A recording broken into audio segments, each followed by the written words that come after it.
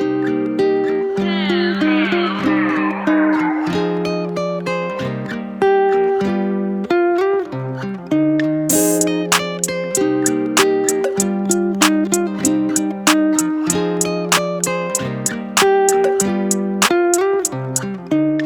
everyone, welcome to another episode of AlexTechWorks. In this episode, I'm going to be talking about this CookWorks espresso coffee machine. I've had it for about a year and a half, so I'm just going to go through all the things that I really love about it and all the things that I think could be improved. Hopefully this is going to be useful to someone that's looking for a low budget coffee machine for under £100. If you really like all my videos and you want to catch my next upload, don't forget to hit that subscribe button below and turn on notifications. You can also catch me on Instagram at AlexTechWorks. Anyways, let's get into this review.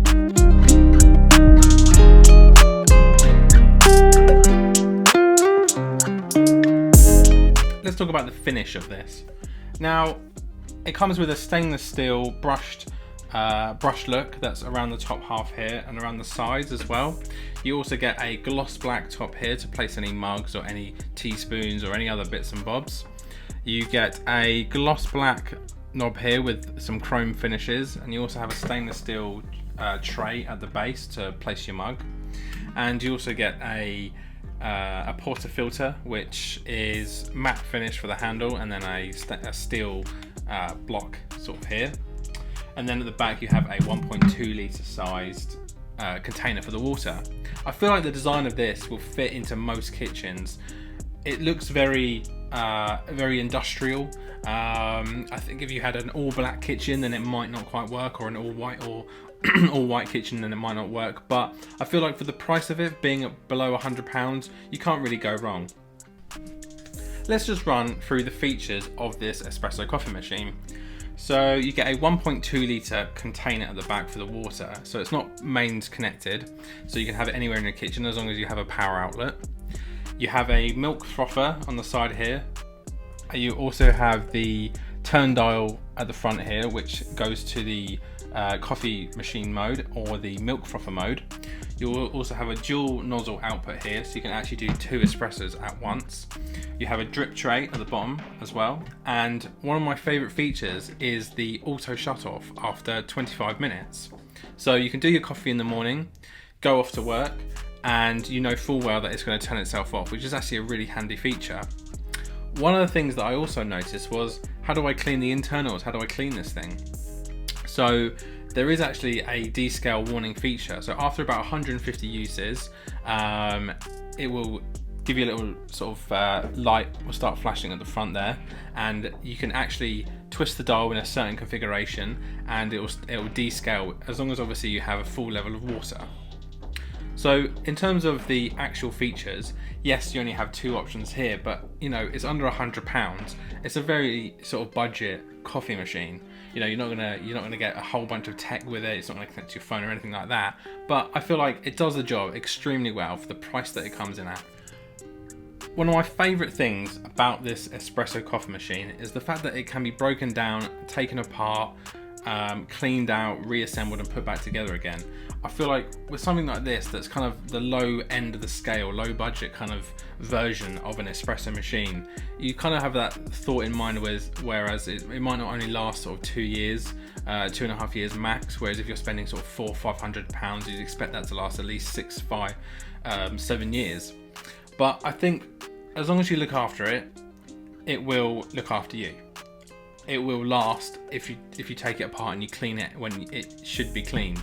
Don't leave it for the drip tray to be overflowing. You know, clean out the insides of the portafilter here.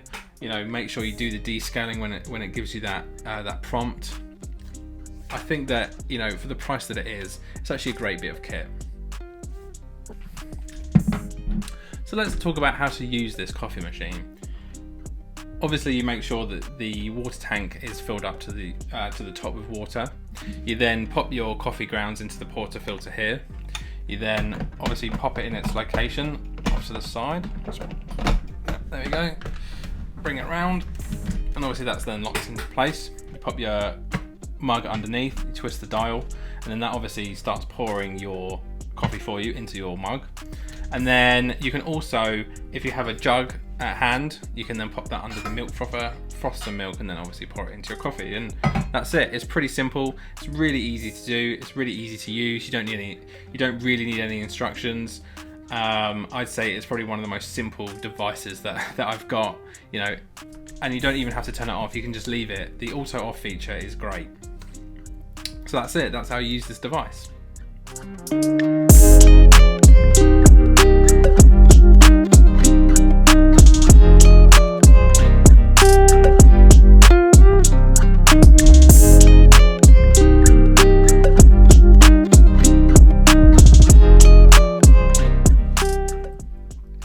I'm just going to go through all the things that I think could be improved with this coffee machine. I think the first thing that I noticed from making my first coffee was the milk frother was not quite far out enough from the side of the coffee machine.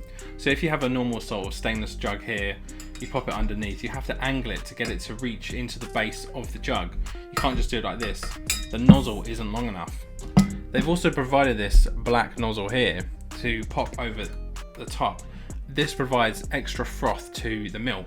If you take this off, then you can use it, but I would recommend using this frother. This black nozzle here. The thing that I noticed the most though is that if you didn't use the black nozzle, the nozzle that is provided here attracts milk like no tomorrow.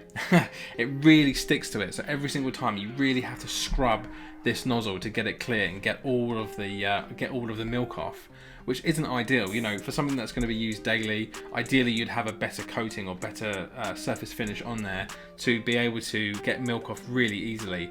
I think that's probably where your more expensive coffee machines would have that option. The other thing that is kind of annoying is the drip tray.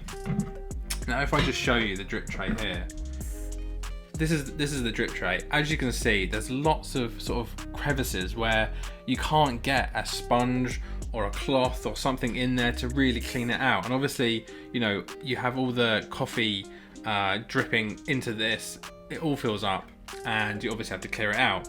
But after running boiling hot water through there, you can't get it into that, you know, you can't get a cloth into those corners. And that's a real pain. If you chuck it in the dishwasher, you can get most of it off. But I think if you need to give it a good scrub, then getting into these corners is going to be difficult. Let's put this back together. Perfect. And then the final thing that is kind of a pain that I think again comes with the price that is of this coffee machine, around under £100. Is the fact that you can plug it in, have the water level up, and you have to wait around sort of 3 to 4 minutes for the water to actually heat up before you can start using it. Again, obviously, it's a lower end coffee machine. If you're spending sort of £400-500, then you'd expect it to be instant. I think they're the three main things that kind of set this machine into the lower spectrum of price tags. Again, if you're spending under £100, you have to expect these. So that's it. That is what I think of this CookWorks coffee machine.